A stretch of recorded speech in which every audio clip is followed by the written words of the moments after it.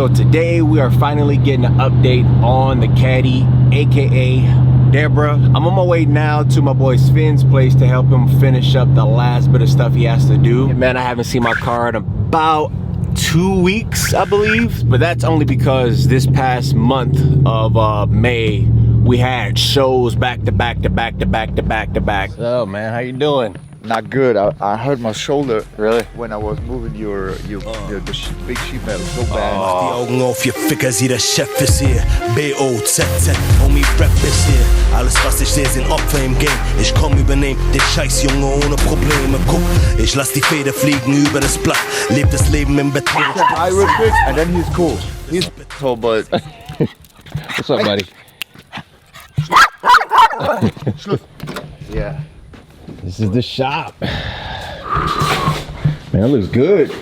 A lot better than before. Them janky wells that was on there. Don't consider those welds. Yeah. that was like an insult for every welder. Hey man, that was that backyard Long Beach. Nah, I cleaned it for hours. Has it given you much of a hassle? Yeah. Yeah. You know the drop mounts. Oh yeah, They're like already there. You know what I mean? Yeah, them things are super beefy, way better than before.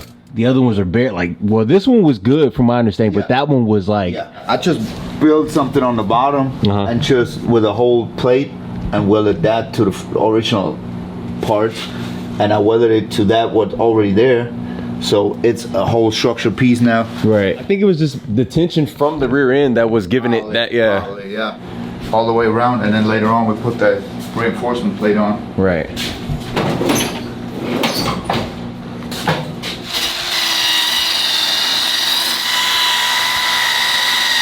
That's the worst part of TIG welding. It has to be clean. Because if not, then you get like what air in the weld. Yeah, porosity. As good as TIG is, it has to be clean. So that's the worst part of it. I started basically at my uncle's shop. He was building race cars, had an own little race team, and building race cars, the cage inside of that, and you know, building race cars. Yeah. So it had nothing to do with low riding at all. No. So I'm German. Oh, okay. You know, we don't have low riders. You know what I mean? There's no low riding culture. There's no like. When you watch videos over here, the people be like, oh, you know, my neighbor, my cousin, my uncle, you know, drove down the road. We don't have that. Yeah. So there is no lowrider scene out there. Where I grew up in that area of Germany, we had a lot of U.S. soldiers and still have. So you have a lot of American influence. So, you know, so you go, when you get a little bit older, you go into clubs and stuff. So you have American rap music in there, which the rest of Germany don't have. Right. So you grew up with American influence if you like it. You know what I mean? Right. So I listened to rap music my whole life. Dr. Dre, Snoop Dogg. All the West Coast music, and you kind of get introduced through the movies, music, and all that stuff too. Exactly. Yeah. So that's the first thing, you know, I saw Lowrider. And my uncle took me on a racetrack when I was 18. There were 3 Germans, and basically the most known Germans with lowriders. They were like bouncing to music and stuff. There's nothing to do with like the US lowrider culture. They just had cars on hydros and bouncing around. But I saw them like, that's cool. You know what I mean? Yes. We got married, me and my wife, in 2015, and we did. She basically bought me a mini truck on hydros. Wow. For a wedding. For a wedding gift. As a wedding gift. Yeah. So she always knew that I like that stuff, but since it's illegal over there and you don't really have a crew to go with, you don't do it. You know what I mean? So what are the standards in Germany? Like I said, it's illegal. So you have a lot of slam cars. You know, now a couple of years back, you have all the cars on airbags. Yeah. The Audis, BMWs, and all that. You know what I mean? This is well known. So when you grow up in Germany and you like cars, you be in VWs and stuff like that. We did our honeymoon to LA, so I was like, hey, I know Crenshaw from YouTube, right? Yeah. So I went to Crenshaw and hang out there on Sundays. So I checked out some real lowriders.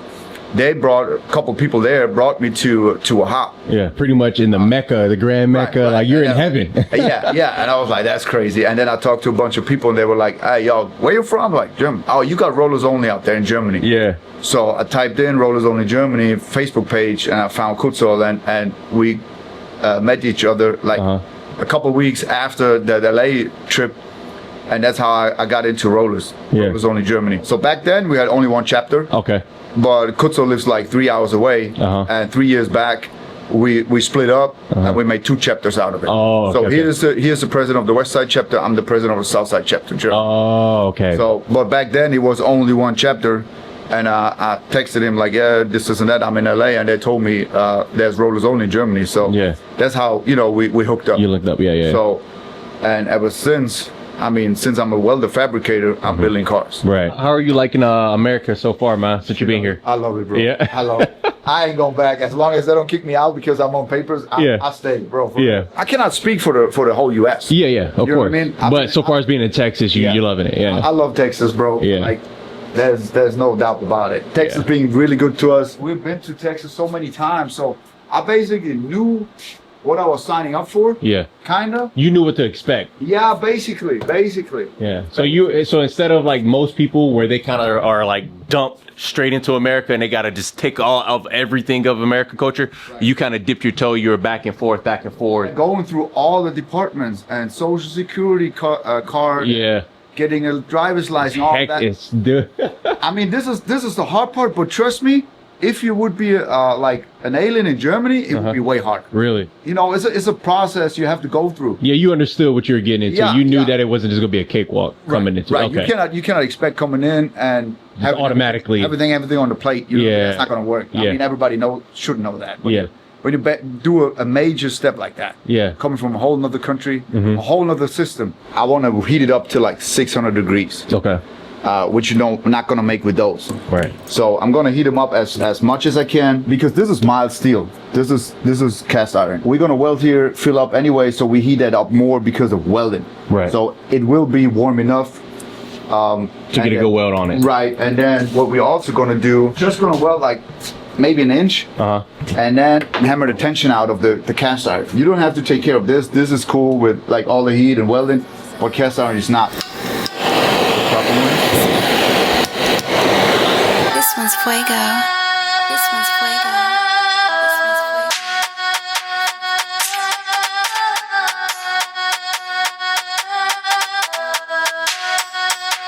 See that hole? That's because of the oil in there. Oh, that little dot right there, that little piece right there. You said that's because of the oil? Yeah, it's probably because of the oil in there. Because it's still dirty and you cannot clean inside clean.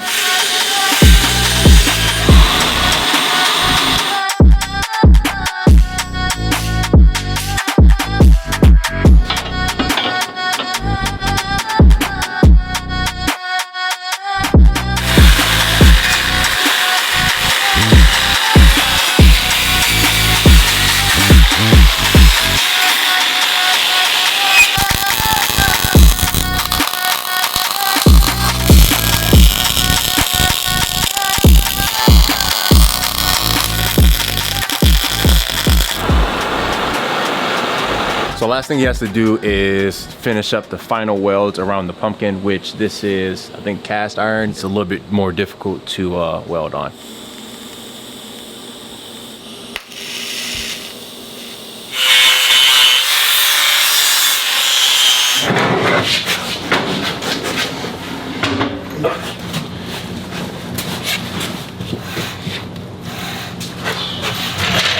Finger in around. Yep. Yeah.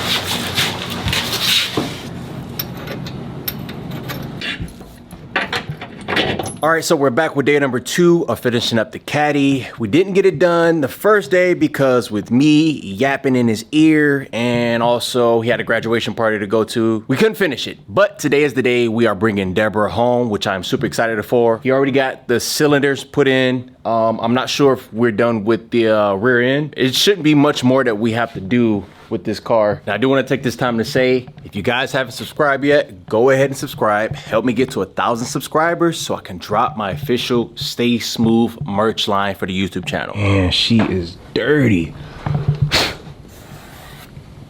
Yeah, we definitely need to give Deborah a bath when she get home. I'm looking at it, man, it look good. Look good right there. It does look bad. Yeah. Trailing arms are tight.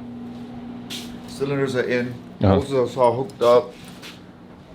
Brake lines are back hooked onto. Wheels are tight. I removed the differential cover. I cleaned it up already. Okay. So gasket on, cover back on, tight, oil in. It's a wrap. And then bleeding the brakes, and then your car's done. Easy day, easy day. This is the oil I had to stop at Summit Racing. But you need new trailing arms. Yeah, I was already. Upper ones need to get shorter. Okay. So because where's the light at?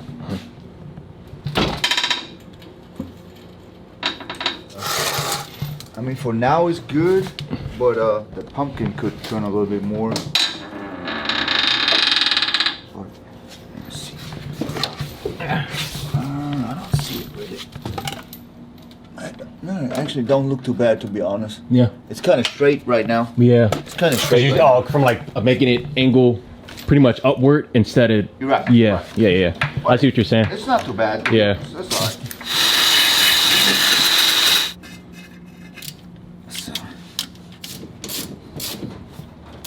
The first ever 3-wheeling jack. Thanks to the Midwest donking.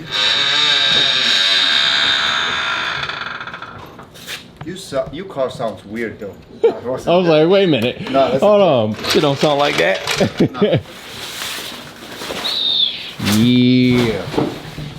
Finally get to take her home, man. It's still good? Yeah, because it was only the back and not the Yeah, front. which I want to get those It done. was just the brake test. Just, okay, I thought you wanted to like... No, just the pressure if you have pressure. Yeah, no, I definitely got pressure. So when I get her back home, only thing I have to do is get some new batteries because I have none right now. I only have 5 and I'm running 12 in Deborah. And then also go over the plumbing and change a few hoses, check over or look over my gears that's in my pumps. And that's it. You're officially been pimped?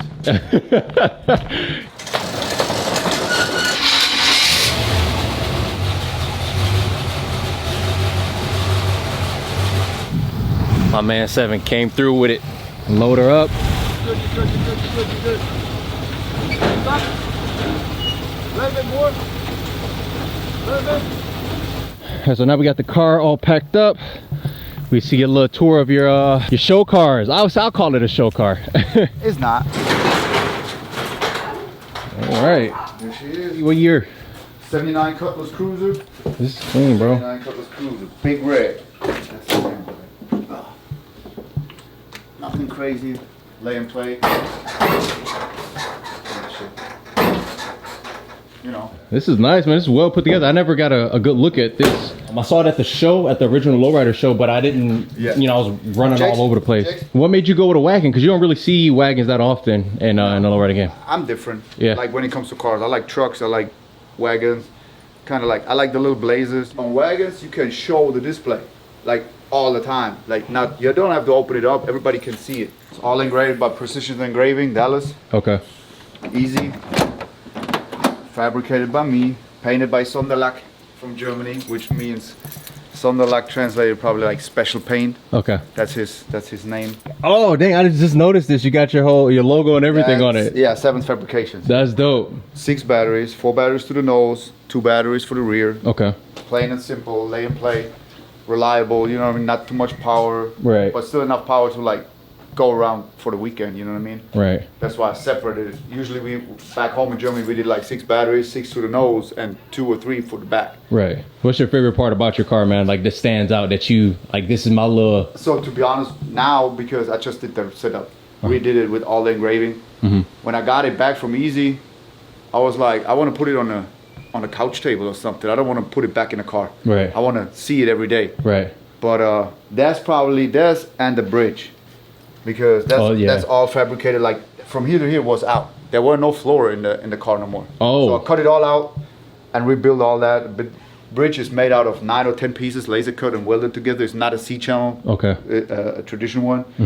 And then the setup, I love it. All the wires are hidden in hard lines and all that. Tanks are 3/4 painted, 1/4 engraved. Is this original interior? No. Okay.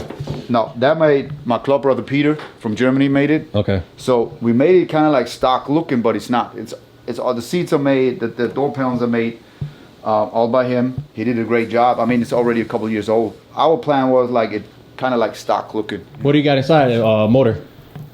Stock. What is it, like 260, 262, whatever Oldsmobile? Okay, the smallest V8. So you're keeping it original, but still putting a little spin on it as much as you can. For now, but like everybody in Texas, LS swapping. Yeah. Maybe that one day. Dang. This is all handmade back home in Germany. When G-bodies get rid of the air conditioning, it's like it always cut up. So I fabricated this so it looks stock without the AC and the heater box. Then I made those, the tabs, so can bolt it from underneath so you don't see any bolts to hold this sheet, and then easy engrave them, precision engraving. I'm not done yet, you know, the motor is still untouched, kind of like, you know, looking ugly. You know, this is clean. What are you talking about? For original? I just put degreaser on and power wash it. I mean, whatever degreaser you using, let me. But see, I put hard lines on. Front own A-arms. Uniballs. Yeah, that's from Hoppos. They're really good. Yeah, I like it. I talked to Alex like, hey, honest opinion, like, do they break? And they're like, nah, they're bent. You can definitely tell that you put some thought and effort into it, and not just doing the typical throw some hydraulics in it and then go. You put. You know, my favorite part from what I'm seeing is the fact that you're putting your own logo on it. This is the first time I got a good look at this car. You don't see too many wagons.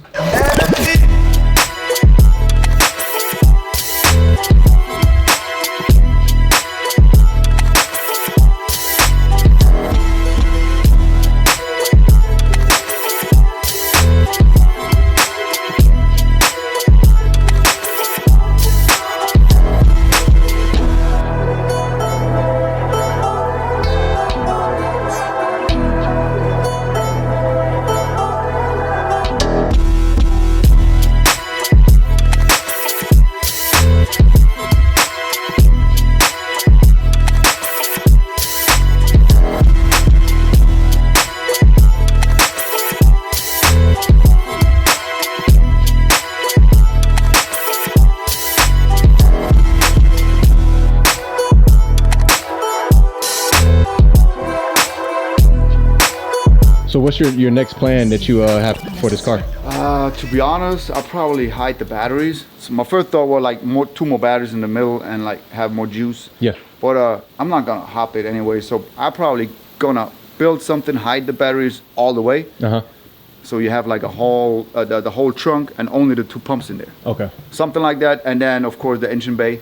I want to have the firewall painted pattern out like the roof. Yeah. So you can take the hood off and it keep flowing. You know what I mean? Right. Right. And clean motor, maybe LS. I'm not so sure about it.